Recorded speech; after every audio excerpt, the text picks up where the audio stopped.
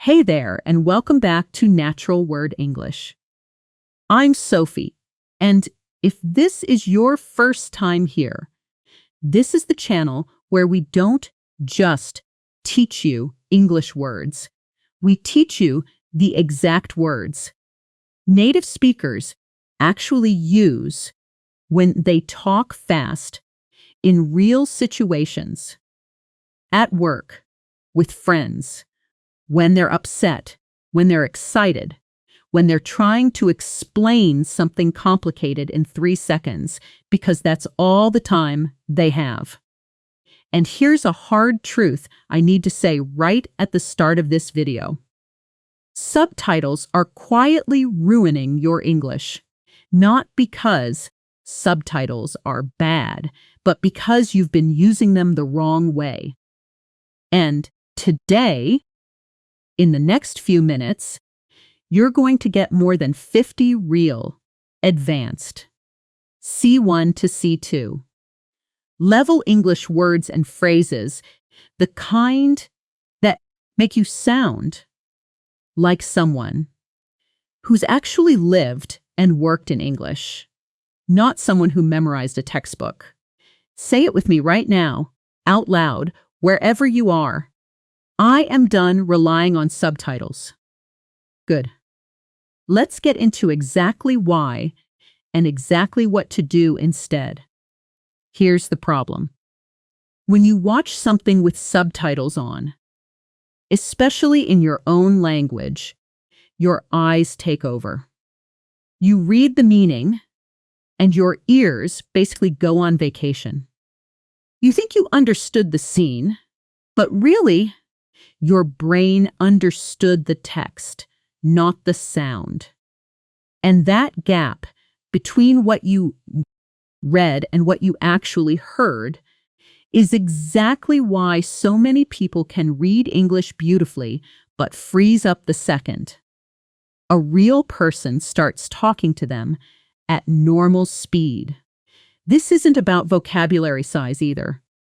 I've met learners who know thousands of words on paper, but the moment someone says something like, "She kind of glossed over the details," their brain just stalls because they've never actually heard that phrase used, only seen similar words in a list somewhere.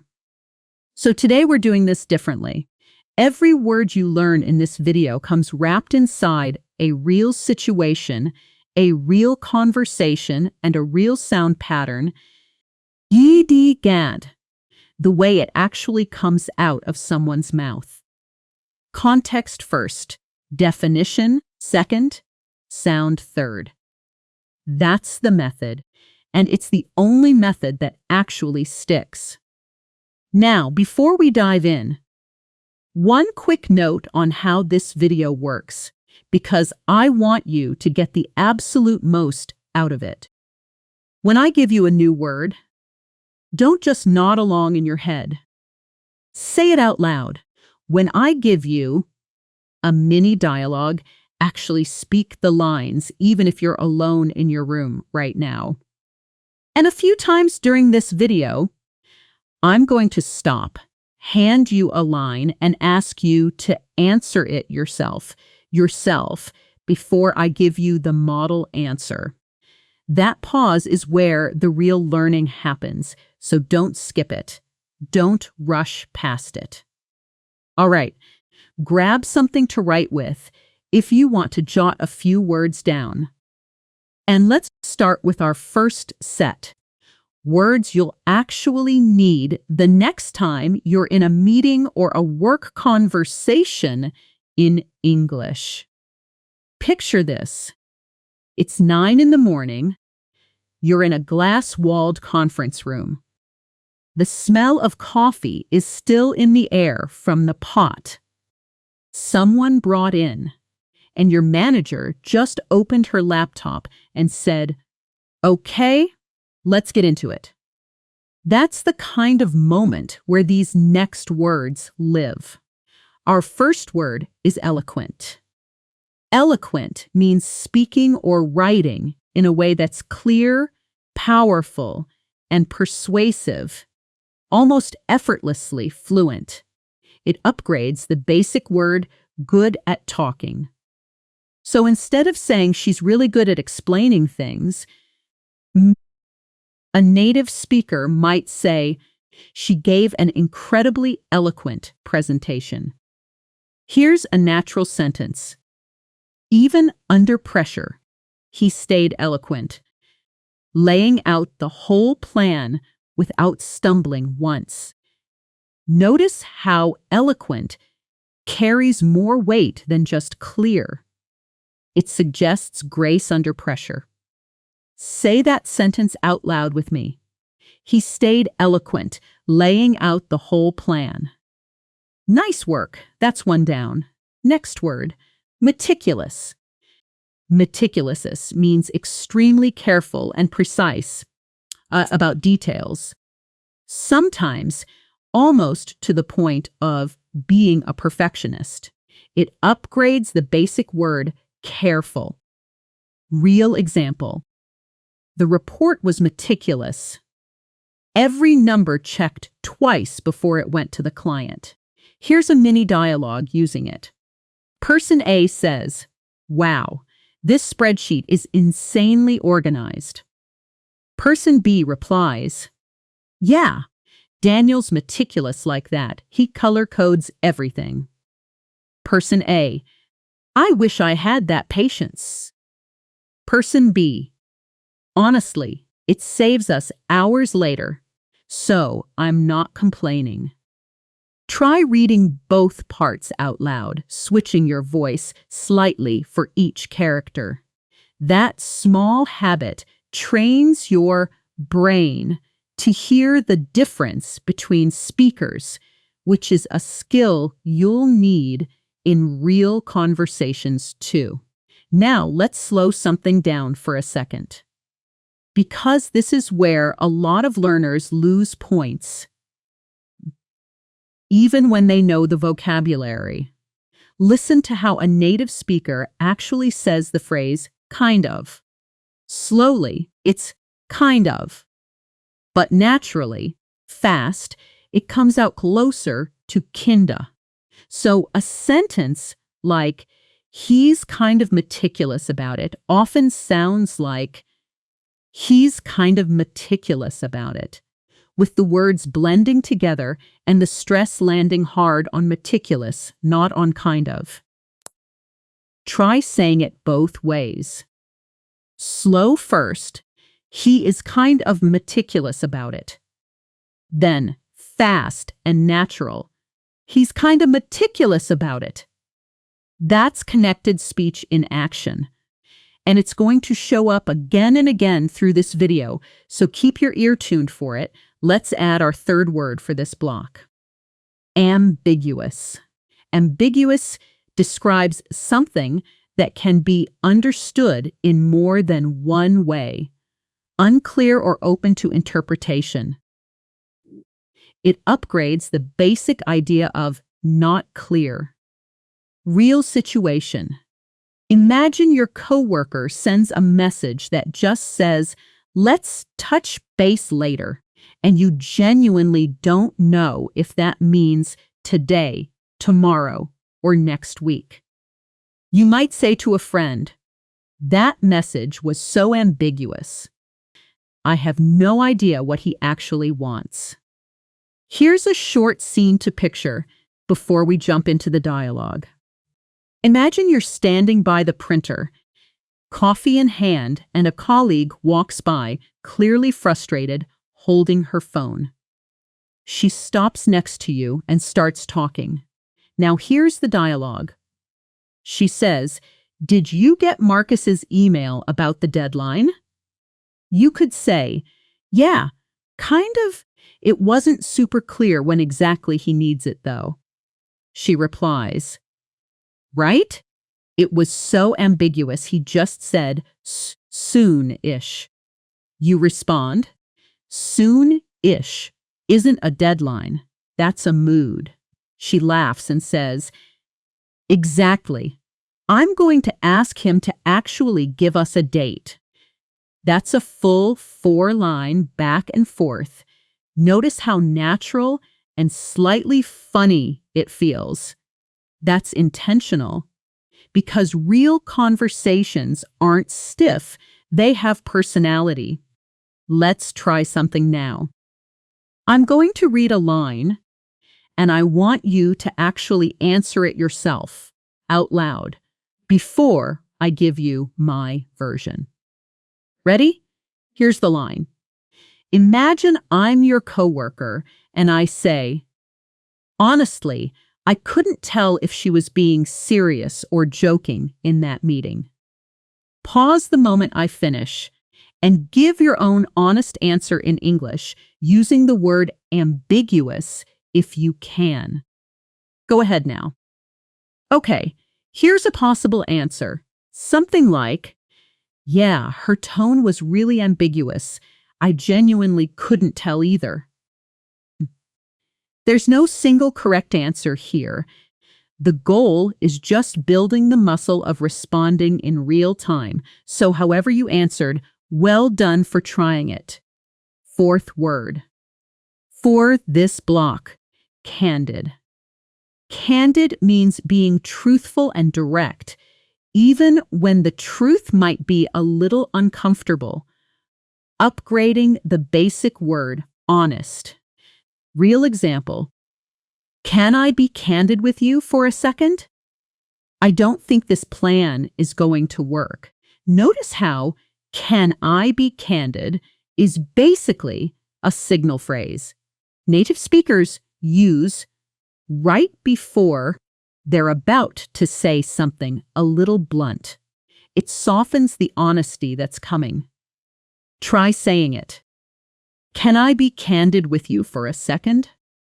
That phrase alone is worth memorizing because you'll hear it constantly in real workplace. English, fifth word. Redundant. Redundant means no longer needed, unnecessary, often because something else already covers that function. It upgrades the basic idea of not needed anymore. In a work context, it often shows up like this. Once we automated that step, his old process became completely redundant. Here's a phonetics note for you, because redundant has a stress pattern that trips a lot of learners up. The stress is on the second syllable. Redundant, not redundant. Say it slowly first. Redundant. Now say it at natural speed with the stress landing hard in the middle. Redundant. Good. Try it inside a sentence now. That whole extra approval step feels redundant to me. Let's bring in a slightly longer conversation now, because I want you to hear several of these words working together the way they actually do in real workplace English. Picture this scene first. It's late afternoon, the office is quieter.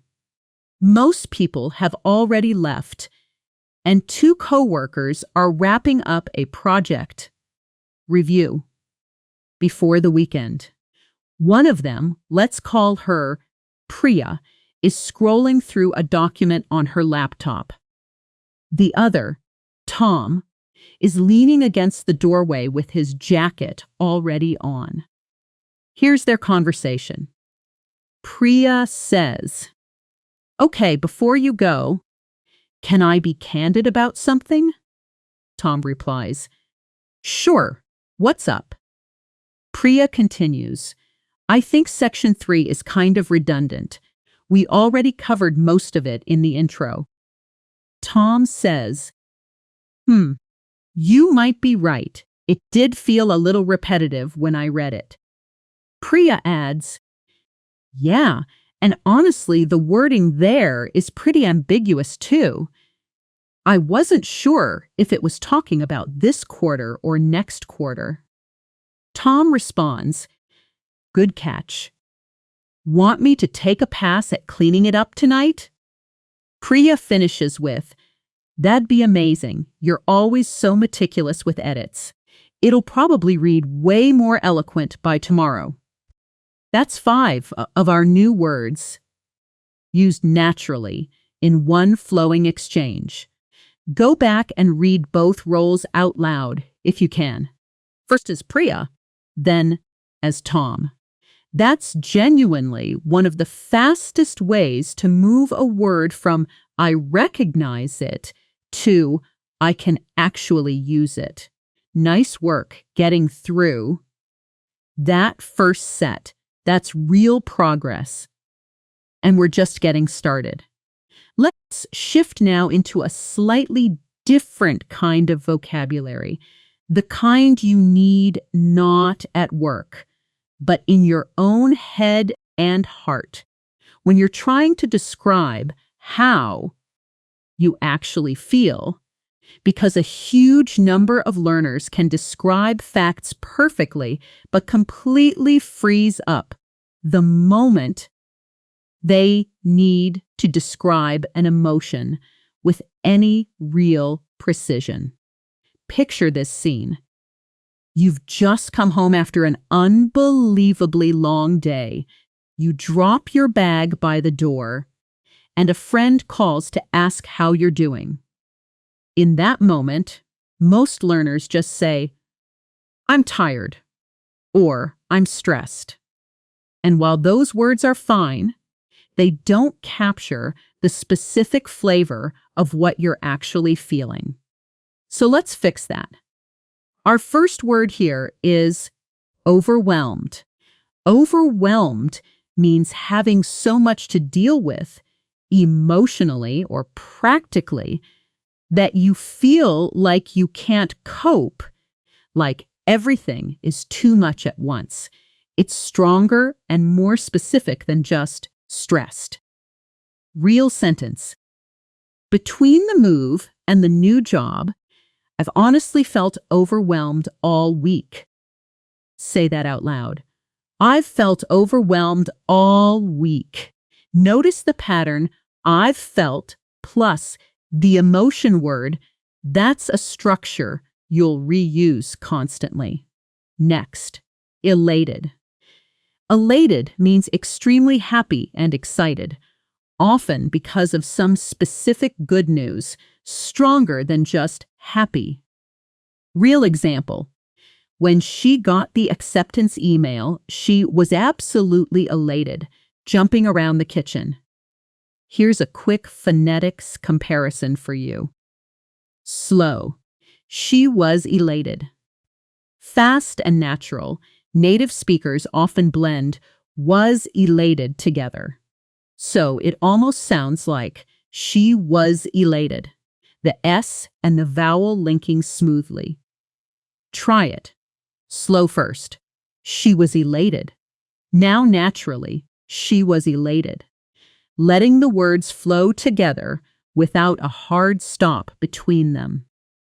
Next word, apprehensive. Apprehensive means feeling anxious or worried about something that's about to happen. A nervous kind of fear about the future. Upgrade from the basic word nervous, but with a stronger sense of dread about what's coming. Real example. I'm a little apprehensive about the interview tomorrow. I haven't done one in years. Here's a mini dialogue. Friend A says, how are you feeling about tomorrow? Friend B answers, honestly, pretty apprehensive. I keep imagining all the questions they might ask. Friend A responds, that's normal. You always overthink these things and then it goes fine. Friend B says, I hope you're right. I just want it to be over already. Read both lines out loud and notice how naturally apprehensive fits into a real worried friend conversation. It doesn't sound like a textbook word here. It sounds like something a real person would actually say. Let's slow down and do a proper listening comparison now, because emotional vocabulary often comes with softer, quieter delivery, and that changes how the words sound. Listen to this sentence twice. Slow version. I don't know. I guess I'm just feeling a bit indifferent about the whole thing. Now here's indifferent as a new word before we hear it fast.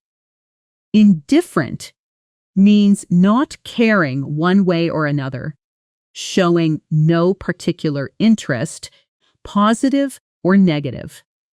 It's the opposite of feeling strongly about something. Now, fast and natural. I don't know. I guess I'm just feeling a bit indifferent about the whole thing. Notice, I don't know, collapsing into I don't know, a very common reduction in casual native speech. Try saying the fast version yourself a couple of times until it feels smooth in your mouth, not just correct on paper. Here's a technique I want to properly explain now, because you're going to need it constantly once you start having real conversations, and that's shadowing. Shadowing means listening to a sentence and repeating it back immediately, almost like an echo, matching the speed, the rhythm, and even the emotion of the original, not waiting until the sentence is fully finished to start repeating in your head, but jumping in right on its heels. It trains your mouth and your brain together at the same time instead of separately. Let's actually do it right now. I'm going to say a sentence, and the instant I finish, you say it back with the same energy. Ready? Here it is. Honestly, I was way more apprehensive than I let on. Say it back now, immediately, matching my rhythm. Good, that immediate repetition, without a big pause to translate or think. That's exactly the muscle shadowing builds. And the more you practice it daily, even just 2 or 3 minutes, the faster you're speaking will start to catch up with your listening. Let's add 2 more emotion words before we move into our next scene. Resentful means feeling bitter or angry about something you think is unfair, especially something that's been bothering you for a while. Real sentence. She still feels a little resentful about not getting credit for that project. And exasperated, which means feeling extremely irritated and frustrated, often after repeated annoyance, stronger than just annoyed. Real sentence. By the 3rd time the meeting got rescheduled, he was completely exasperated. Here's a quick stress note. Exasperated is stressed on the 2nd syllable, X-A-S, per-ated. Try it slowly, X as per A, ted. Then at natural speed, exasperated, letting the middle syllable really pop. Now, let's put several of today's emotion words into one longer, real conversation, because that's where they really come alive. Picture this scene first. It's evening, soft rain outside. 2 roommates are sitting on the couch. One of them just got off a long phone call and looks completely drained. Here's what happens. Maya says, "That was my sister. She's still resentful about the whole birthday thing. It's been months." Jordan replies, "Oh no, I thought that was resolved." Maya continues, "I thought so too. Honestly, I feel kind of exasperated trying to fix something that isn't even my fault. Jordan asks, "Do you want me to talk to her?" Maya answers, "No, it's okay. I think I just need a minute. I've felt overwhelmed by the whole family thing lately anyway." Jordan says gently, "That's fair. For what it's worth, I think you've handled it really well." Maya finishes with, "Thanks." Honestly, hearing that helps more than you'd think. That's a genuinely emotional, natural six-line exchange. And I want you to notice something important here. None of these words sound dramatic or textbooky when they're inside real context like this. They sound like exactly how people actually talk when something's bothering them. That was a beautiful, heavy little scene, and you handled a lot of emotional vocabulary just now, so let's take a short breather. Close your eyes for a second. If you're somewhere safe to do that, take one slow breath in and let it out. You don't need to perform right now. You don't need to get anything right. Just let those words settle in your mind for a moment. Good. When you're ready, open your eyes and let's keep going, because up next we're heading somewhere completely different. Travel and everyday real-life situations, the kind of English you need. The second, you step off a plane in a new country. Picture this. You've just landed after a long flight. Your legs are stiff. You're pulling your suitcase through a terminal that smells like coffee and jet fuel, and you need to get from the gate to a taxi, deal with a hotel check-in, and maybe order food, all while your brain is foggy from travel. This is exactly where the next set of words lives, because travel English isn't really about grammar. It's about handling small, slightly stressful situations smoothly. Our first word here is disoriented. Disoriented means confused about where you are or which direction to go. That fuzzy, lost feeling. Upgrade from just confused or lost, with a stronger sense of physical or mental disorientation. Real sentence. After the long flight, I stepped off the plane feeling completely disoriented. I couldn't even remember which gate led to baggage claim. Try saying it. I felt completely disoriented. Notice how naturally that pairs with travel movements, jet lag, unfamiliar cities, even waking up in a hotel room and forgetting where you are for a second. Next, our second word, resourceful. Resourceful means being able to find quick, clever solutions to problems, especially when you don't have many tools or options available. Upgrade from smart or capable. Real sentence. When our card got declined at the station, Elena was so resourceful. She found a currency exchange booth and had us sorted in 10 minutes. Here's a mini dialogue to bring it to life. Picture two friends standing in a busy train station, maps open on their phones, slightly panicked. Friend A says, "Okay, the ticket machine isn't taking cards. What do we do?"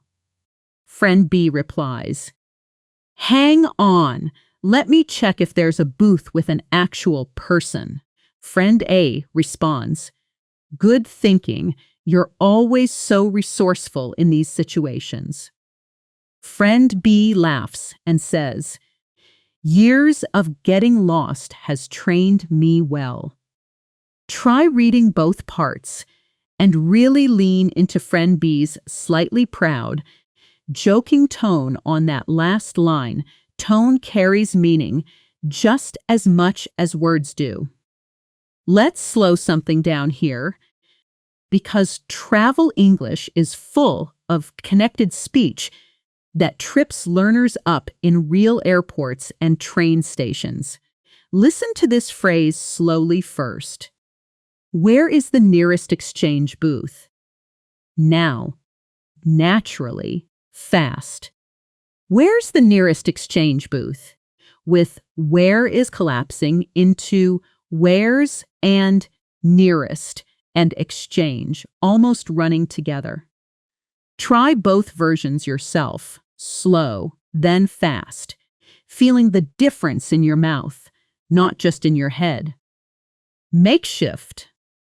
Makeshift describes something temporary, put together quickly out of whatever's available, not the real or ideal solution, but good enough for now. Real sentence. We didn't have an umbrella, so we made a makeshift one out of a plastic bag and some string. That's such a specific, visual word, and it's genuinely common in casual, native speech, especially in travel or emergency stories people tell their friends afterward. Now here's a full role switch moment. One of the techniques I promised earlier in this video. Now, I'm going to read the line of a hotel receptionist, and when I pause, I want you to answer as the guest, out loud, in your own words, before I give you a model response.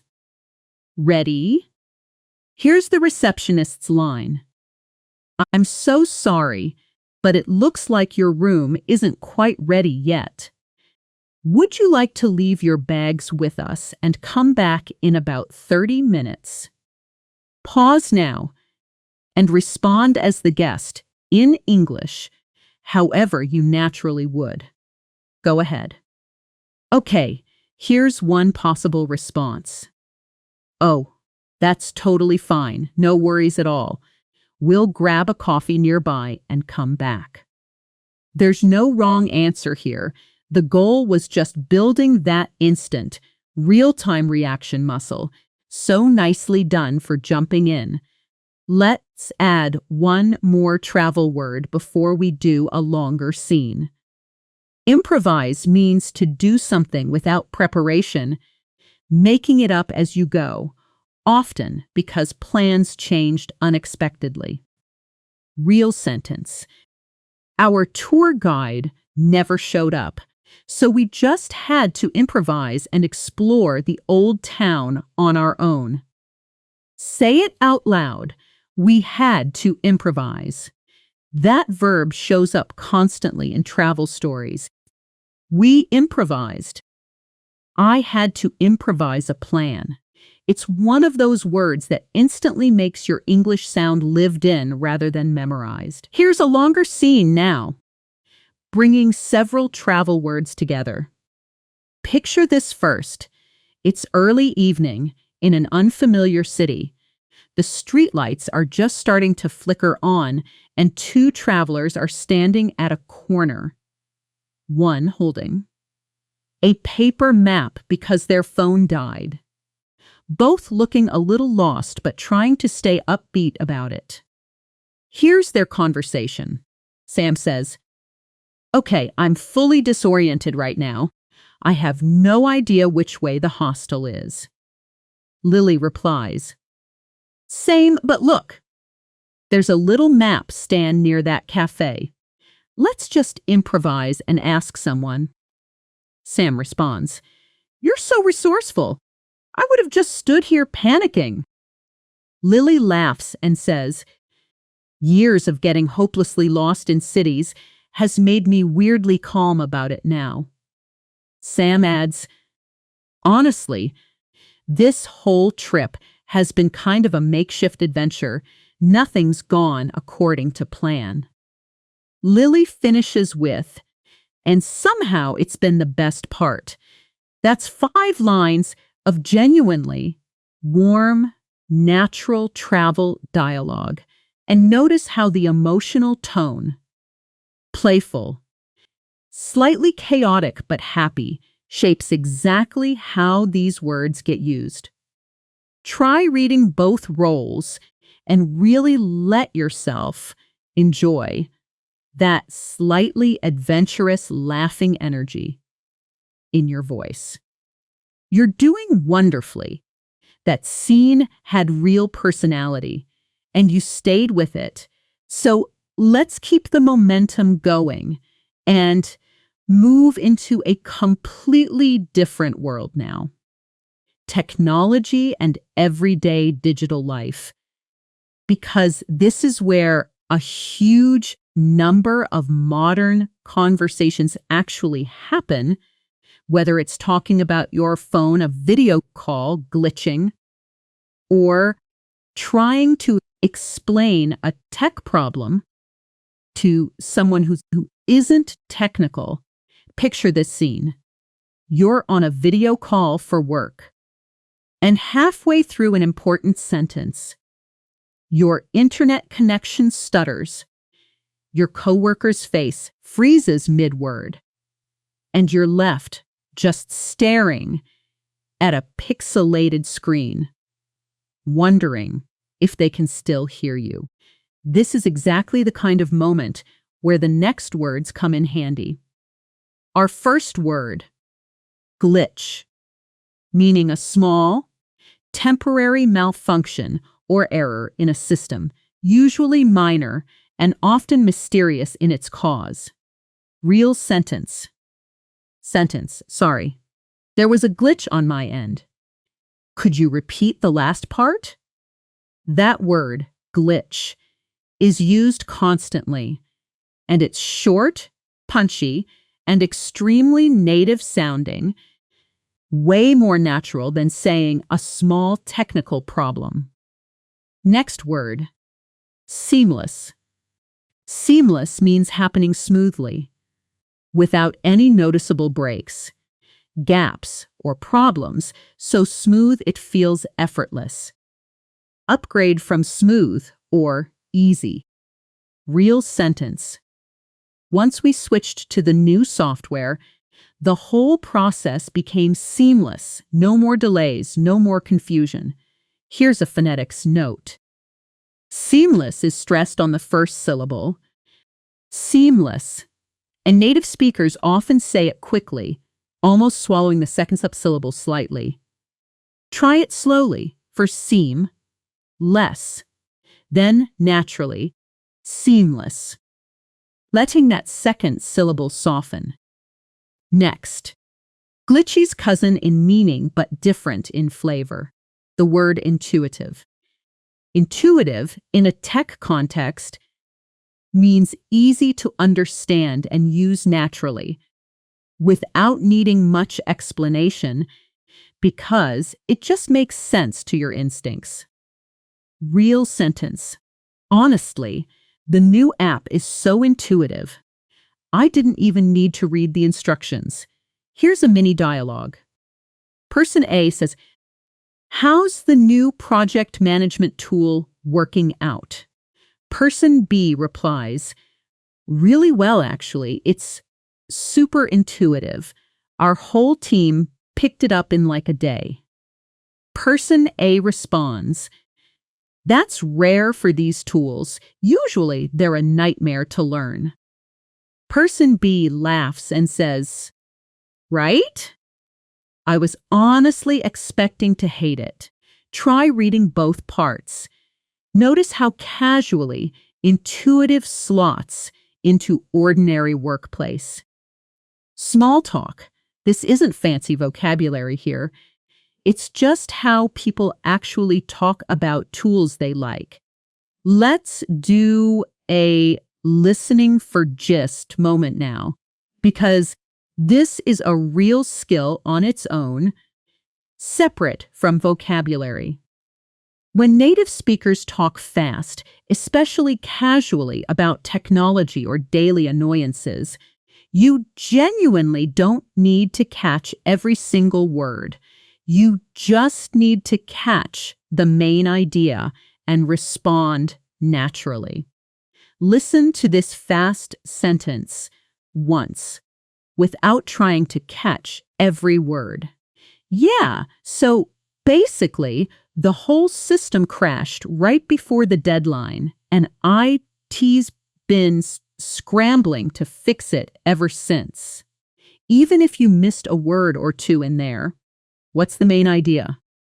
Something crashed, timing was bad, people are stressed, trying to fix it. That's enough. In real conversation, a perfectly natural response to that, even if you didn't catch every detail, is simply, "Oh no, that's rough. Is it back up yet?" Natural filler responses like, "I see, that makes sense." "Oh no, that's rough." These keep a conversation flowing even when you didn't process 100% of what was said. And that's a completely normal, completely fine way for real conversations to work, even for native speakers listening to each other. Let's add two more useful words here. Streamline, meaning to make a process simpler and more efficient by removing unnecessary steps. Real sentence. We streamlined the whole onboarding process. It used to take a week. Now it takes a day. And glitch's more serious cousin. Malfunction, meaning when a piece of equipment or a system stops working correctly, often suddenly and unexpectedly. Real sentence. The printer completely malfunctioned right before the meeting, of course. Try saying both sentences out loud, feeling how naturally they'd slide into a normal complaint about a bad workday. Now, here's a role-play scene. One of our promised nearly professional situations. Imagine you're in a video call, presenting to a small team, and mid-sentence, the screen freezes. I'm going to play your coworker on the call, and I want you to respond as yourself, live, handling the awkward tech moment in English. Here's my line, spoken as your coworker. "Hey, I think you froze for a second. Can you hear us okay?" Pause and respond as yourself now, out loud. Go ahead. Here's a natural model response you could use. "Oh no. Sorry about that. There's clearly a glitch on my end. Let me just refresh real quick. Can everyone still see my screen okay?" That kind of calm, slightly self-deprecating response is exactly how native speakers smooth over awkward tech hiccups without making a big deal out of it. Let's bring it all together now with a longer scene combining several of today's technology words. Picture this. It's the middle of a Tuesday afternoon, an open office space. Someone's laptop fan is audibly struggling, and two coworkers are hunched over a screen trying to figure out why a shared document keeps freezing. Here's their conversation. Alex says, "Okay, this is so weird. The doc keeps glitching every time I try to edit that one paragraph." Priya replies, "Have you tried refreshing the page? Sometimes that fixes it." Alex responds, "Yeah, did that twice already. Still malfunctioning." Priya suggests, "Honestly, once IT streamlines the new update, this should all be way more seamless. They promised it'd be way more intuitive, too." Alex sighs and says, "I really hope so, because right now I feel like I'm fighting this document more than actually writing it. Priya laughs and adds, "Welcome to modern office life." That's 6 lines, playful but relatable. And again, notice how none of it sounds stiff or academic. This is exactly the register reel coworkers use when something small and annoying is happening. Now, let's do a self-practice exercise, because this is genuinely one of the fastest ways to turn today's words from something you recognize into something that's actually yours, part of your real spontaneous English.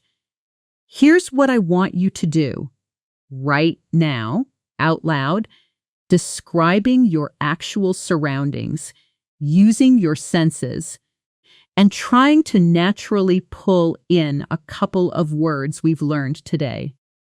I'll model it first. Something like, "There's a slightly overwhelmed feeling in this room right now because there's so much clutter on my desk. I can hear a faint glitch-like buzzing from my laptop fan. Honestly, I feel a bit apprehensive about how much I still need to organize today." Notice how naturally overwhelmed, glitch, and apprehensives slid into a totally ordinary, spontaneous description of a real moment. Now it's your turn. Pause the video for about 30 seconds, look around wherever you are, and describe it out loud in English, using at least 2 or 3 words from today's lesson. Don't worry about being perfect. The goal is just building that reflex. It's the habit of reaching for these words without translating first. Go ahead and try it now. That's genuinely one of the most powerful habits you can build, because it moves these words out of the video and into your actual daily life, even for just 30 seconds a day.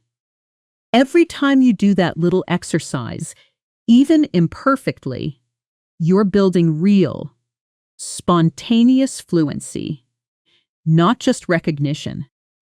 We're deep into this now, and you're doing exactly what real fluency requires: showing up, speaking out loud, and not overthinking every single response. So let's keep that same energy and move into our last big vocabulary cluster before we wrap everything into one final fluency round. And this one's about people, personality, and the way we describe who someone actually is in real conversation. Not just nice or smart, but the words that actually capture someone's character with precision. Picture this. You're catching up with an old friend over coffee, and the conversation naturally drifts towards someone you both used to work with. Someone complicated, someone hard to sum up in one boring adjective. That's exactly where these next words shine. Our first word, resilient. Resilient means able to recover quickly from difficulties, tough in a quiet, steady way, bouncing back rather than staying broken. Upgrade from just strong. Real sentence. After everything that happened last year, she's honestly one of the most resilient people I know. She just keeps going. Try saying it. She's incredibly resilient. Notice how this word carries admiration in it. It's rarely used negatively. Next, our second word, Candid's cousin in spirit, but different in flavor, blunt. Blunt means speaking very directly, sometimes without softening the truth at all, occasionally to the point of seeming rude, even if that's not the intention. Real sentence. He can be pretty blunt sometimes, but you always know exactly where you stand with him. Here's a mini dialogue. Person A says, "How did the feedback session go?" Person B replies, "Honestly? Rough. My manager was so blunt about it." Person A responds, "Oh no, what did she say?" Person B answers, "She basically said the whole approach wasn't working. No sugarcoating at all." Person A says, "Ouch. But I guess at least you know exactly what to fix now." Read both parts and notice the slightly wincing tone that naturally comes with blunt. It's a word that almost always carries a small emotional reaction alongside it. Let's slow down for a phonetics moment here. Listen to this sentence slowly. He can be a little blunt sometimes. Now, fast and natural. He can be a little blunt sometimes, with can be almost blending into the CNB, a soft, quick contraction that native speakers use constantly in casual talk. Try both versions yourself, feeling that quick, relaxed CNB in your mouth. Next word, our third here. Humble. Humble means not proud or boastful, modest about your own abilities or achievements, even when you have plenty to be proud of. Real sentence. Despite winning the award, she stayed incredibly humble about it, barely even mentioned it to us.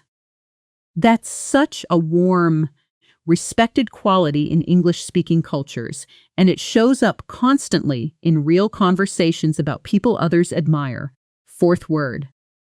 Stubborn.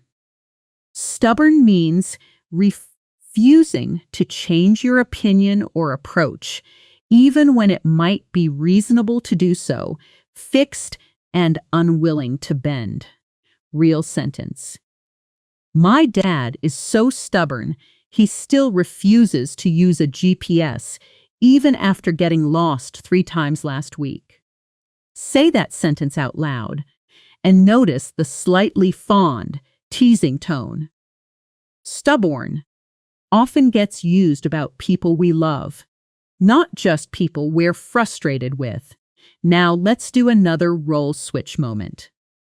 I'll play a friend describing someone, and I want you to respond with your own honest reaction, out loud, before I model one.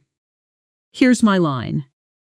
Honestly, my coworker is the most stubborn person I've ever met. She won't budge on anything, even tiny details. Pause and respond now in your own words. Go ahead. Here's a possible response. That sounds exhausting. Does it ever cause actual problems, or is it more just annoying? There's no single right answer. The goal, again, is just that instant, natural reflex of responding in real time. Let's finish this cluster with 2 more words. Empathetic, meaning able to understand and genuinely share the feelings of another person, going beyond just sympathy into real emotional understanding. Real sentence. She's incredibly empathetic. She always seems to know exactly what someone needs to hear. And it's near opposite in flavor, aloof, meaning distant and not warm, keeping a certain emotional or social distance from others, sometimes intentionally. Real sentence. He came across as a bit aloof at first, but once you get to know him, he's actually really warm. Here's a longer scene bringing this whole cluster together. Picture 2 old friends sitting on a park bench, late afternoon light, catching up after months apart. Here's their conversation. Ben says, "So how's the new boss? You mentioned some drama last time." Claire replies, "Oh, she's something. Incredibly resilient, honestly, handled a huge crisis last month without breaking a sweat." Ben asks, "But?" Claire continues, "But also really blunt, like brutally honest in meetings, no filter at all." Ben responds, "Better than someone fake, though, right?" Claire agrees, "True. And honestly, she's pretty humble about her own wins, too, which I respect." Ben adds, "Sounds like a mixed bag, but overall positive?" Claire finishes, "Yeah, definitely. A bit stubborn about her methods, but she's also weirdly empathetic when someone's actually struggling." That's a rich 6-line, completely natural conversation. 4 different personality words woven through it. The way real people actually talk about complicated bosses and friends. You just worked through a genuinely dense, emotionally layered conversation. And if you followed along and spoke those lines out loud, that's real, tangible progress. So let's celebrate that for a second and then move into our final stretch, the fluency round, where we're going to rapid fire review everything you've learned today, back to back. No long pauses, just pure momentum. All right, here we go. Fluency round. Listen and repeat each one immediately after I say it, matching my speed as best you can. Eloquent, meticulous, ambiguous, candid, redundant, overwhelmed, elated, apprehensive, indifferent, resentful, exasperated, disoriented, resourceful, makeshift, improvise, glitch, seamless, intuitive, streamline, malfunction, resilient, blunt, humble, stubborn, empathetic, aloof. That's 25 words said back to back. No long gaps. And if you kept up, even roughly, that's real proof. Your ear and your mouth are starting to move faster together, which is exactly the goal of everything we did today. Now, here's your specific, measurable task. Before you close this video, and I really mean it, don't skip this part. Pick just one word from today, any single one that stuck with you the most, and write a comment right now using that word in a real sentence about your actual life, not a textbook sentence, a true one.